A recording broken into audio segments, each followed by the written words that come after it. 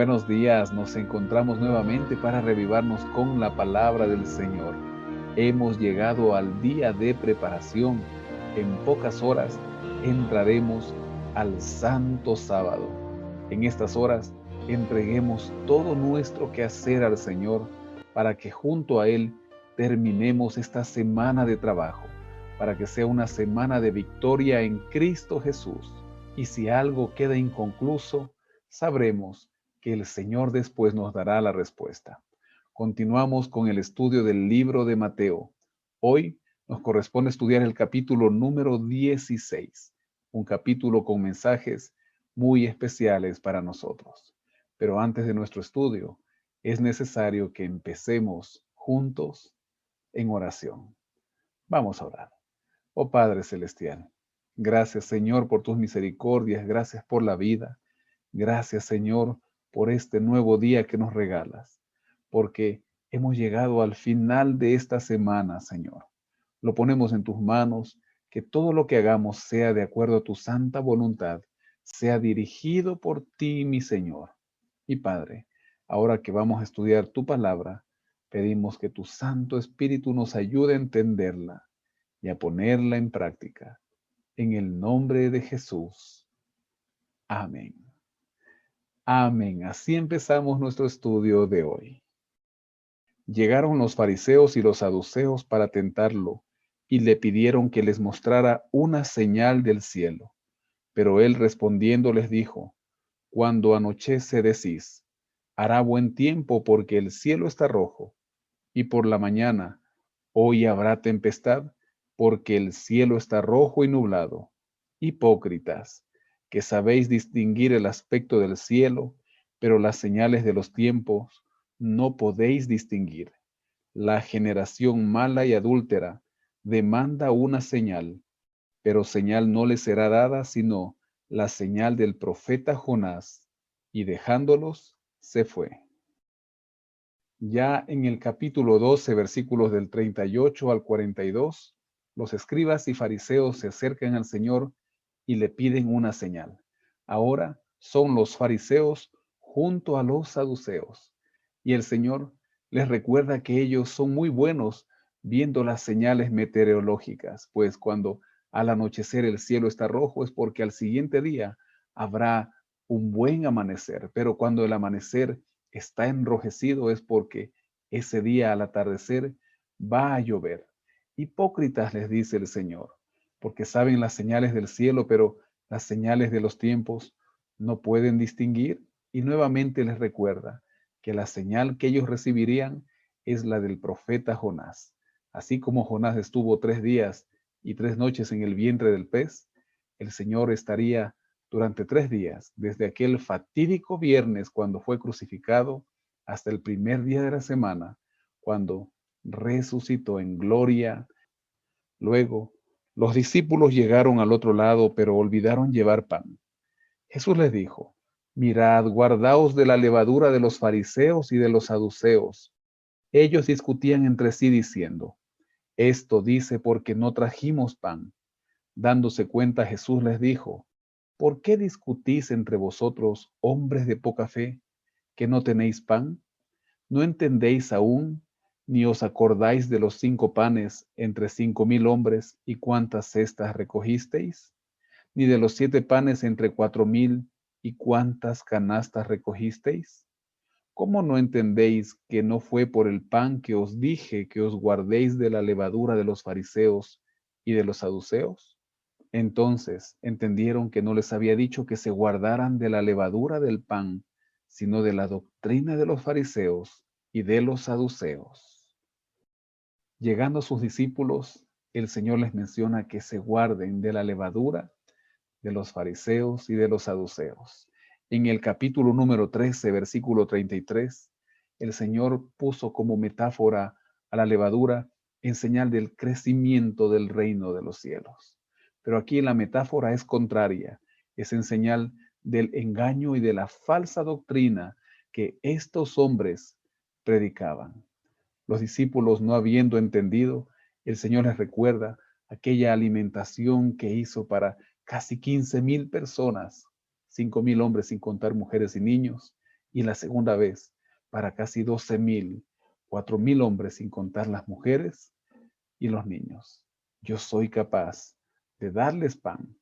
Yo les estoy hablando que no se contaminen con aquellas falsas doctrinas. El mismo mensaje le da a usted y me da a mí en esta época. Al llegar Jesús a la región de Cesarea de Filipo, preguntó a sus discípulos diciendo: ¿Quién dicen los hombres que es el Hijo del Hombre? Ellos dijeron: unos Juan el Bautista, otros Elías, y otros Jeremías, o alguno de los profetas. Él les preguntó: ¿y vosotros, quién decís que soy yo? Respondiendo Simón Pedro dijo: Tú eres el Cristo, el Hijo del Dios viviente. Entonces le respondió Jesús: Bienaventurado eres, Simón, hijo de Jonás, porque no te lo reveló carne ni sangre, sino mi Padre que está en los cielos. Y yo también te digo que tú eres Pedro, y sobre esta roca edificaré mi iglesia, y las puertas del Hades no la dominarán, y a ti te daré las llaves del reino de los cielos. Todo lo que ates en la tierra será atado en los cielos, y todo lo que desates en la tierra será desatado en los cielos. Entonces mandó a sus discípulos que a nadie dijeran que él era Jesús, el Cristo. Llegando a Cesarea de Filipos, el Señor hace dos preguntas a sus discípulos. La primera: ¿quién dicen los hombres que es el Hijo del Hombre? Y ellos mencionan algunos nombres de profetas antiguos. Y la segunda: ¿quién decís que soy yo? Y Pedro responde: Tú eres el Cristo, el Hijo del Dios viviente. La Biblia de Andrews nos ayuda a entender diciendo lo siguiente: Cesarea de Filipos estaba varios kilómetros al norte del mar de Galilea, y había una fuerte influencia cultural greco-romana en aquella ciudad, que era orgullosa de sus muchos templos idolátricos. Es en esta ciudad que el Señor hace estas preguntas a sus discípulos y Pedro da aquella respuesta. El Señor juega con los términos Petros, piedra, y Petra, roca. La interpretación predominante entre los protestantes desde tiempos de la Reforma del siglo XVI es que Petros designa a Pedro y Petra, en contraste, se refiere a Cristo mismo como cimiento y principal piedra del ángulo de la iglesia. El apóstol Pablo en el libro de los Efesios capítulo 2, versículo 20 menciona: edificados sobre el fundamento de los apóstoles y profetas, siendo la principal piedra del ángulo Jesucristo mismo. Tú eres Pedro, eres una piedrita, eres una piedra, pero sobre esta roca, dice Cristo, hablando de él mismo, edificaré mi iglesia. Y el mismo Pedro lo corrobora en su primera carta en el capítulo 2, versículos del 4 al 7, donde él cuenta que aquella piedra angular, la roca principal, es Cristo. Los versículos 19 y 20 los explicaremos mucho mejor cuando lleguemos al capítulo número 18, en donde el Señor va a ampliar aquello que se ata en la tierra será atado en el cielo. Ahora, desde entonces, comenzó Jesús a declarar a sus discípulos que le era necesario ir a Jerusalén y padecer mucho a manos de los ancianos, de los principales sacerdotes y de los escribas, y ser muerto y resucitar al tercer día. Entonces Pedro, tomándolo aparte, comenzó a reconvenirlo diciendo: Señor, ten compasión de ti mismo, en ninguna manera esto te acontezca. Pero él, volviéndose, dijo a Pedro: Quítate de delante de mí, Satanás. Me eres tropiezo porque no pones la mira en las cosas de Dios, sino en las de los hombres.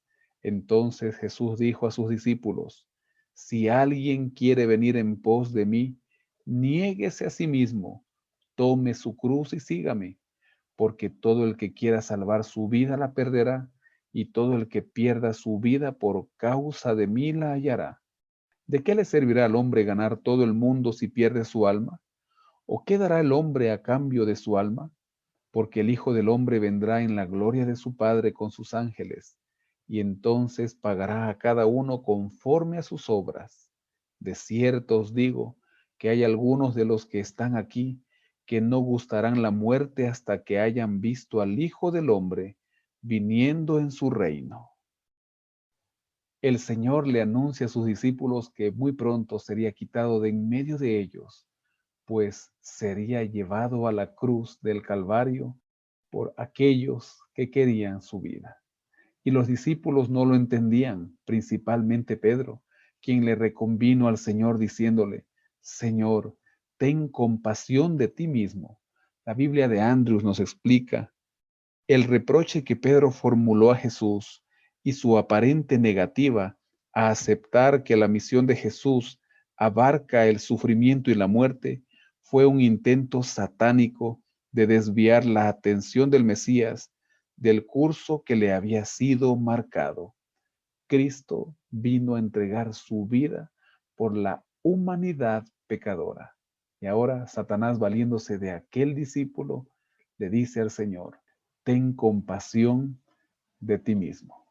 Y el Señor también les dice: el que quiere venir en pos de mí, niéguese a sí mismo, tome su cruz y sígame. A usted y a mí nos dice también en esta época: ¿quieres seguirme? ¿Quieres ser parte de los que terminan la predicación del Evangelio? Pues tienes que saber que debes estar dispuesto a llevar tu cruz, a pagar el precio de seguir a Cristo. Y en el versículo 28 les menciona a sus discípulos que algunos de los que estaban ahí escuchándolo en ese momento no gustarían la muerte hasta que hayan visto al Hijo del Hombre viniendo en su reino. Algo difícil de entender para muchos. La explicación es la siguiente: esto se cumplió con la transfiguración ocurrida una semana más tarde y de la cual hablaremos el día de mañana. 3 de sus discípulos vieron a Jesús transformarse en un ser glorioso, similar al que se verá en su segunda venida. Y es lo que el Señor les estaba diciendo en ese momento y lo que ellos entenderían después. Qué hermoso es saber que la palabra de Dios se explica a sí mismo en aquellos detalles que a nosotros a veces nos parecen confusos, y en aquellos que no hay explicación, pues el misterio será descubierto cuando Cristo vuelva. Allá por la eternidad tendremos también mucho que aprender. Ahora sigamos revivándonos con la palabra del Señor. Terminemos en oración.